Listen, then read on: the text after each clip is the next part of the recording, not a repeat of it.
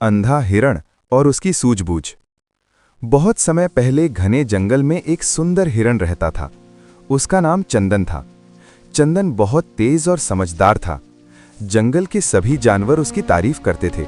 वो हमेशा सबकी मदद करता था और सभी से प्यार से बात करता था। एक दिन जंगल में बहुत तेज तूफान आया।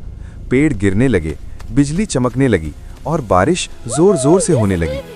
उस तूफान में एक बड़ा पेड़ गिरा और चंदन के पास आ गिरा।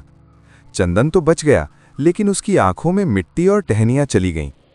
कई दिनों बाद जब उसकी आंखें ठीक हुईं, तब तक उसकी रोशनी चली गई थी। अब चंदन कुछ भी देख नहीं सकता था।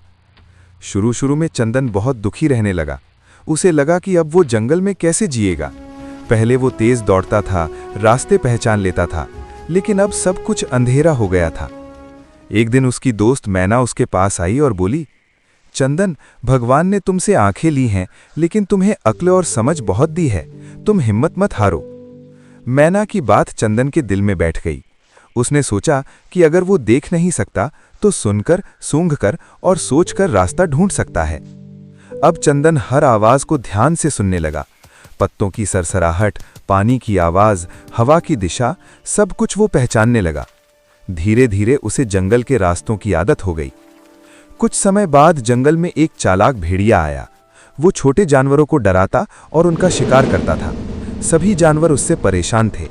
एक दिन भेड़िए ने सोचा कि अंधा हिरण तो आसान शिकार होगा। वो चुपके चुपके चंदन के पास आने लगा, लेकिन चंदन बहुत समझदार था। उसने भेड़िए के पैरों की हल्की आवाज सुन ली। चंदन तुरंत समझ गया कि कोई खतरनाक जानवर पास आ रहा है। उसने जोर से चिल्लाकर कहा, अरे शेर राजा, जल्दी आओ, यहां भेड़िया छिपकर आया है।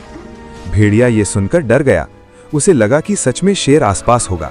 वो तुरंत वहां से भाग गया। पास के पेड़ों पर बैठे बंदर और पक्षी ये सब देख रहे थे। उन्होंने चंदन की सूझबूझ की बहुत तारीफ की। धीरे धीरे जंगल के सभी जानवर समझ गए कि चंदन भले ही अंधा है, लेकिन उसकी अक्ल और हिम्मत बहुत बड़ी है। अब जब भी जंगल में कोई समस्या आती, सब चंदन से सलाह लेने आते। चंदन ने भी कभी हार नहीं मानी। उसने सबको सिखाया कि अगर इंसान या जानवर के पास हिम्मत और समझ हो तो वो किसी भी मुश्किल को हरा सकता है। इस कहानी से ये सीख मिलती है कि कमजोरी शरीर में हो सकती है, लेकिन अगर दिमाग और हिम्मत मजबूत हो तो कोई भी मुश्किल बड़ी नहीं होती।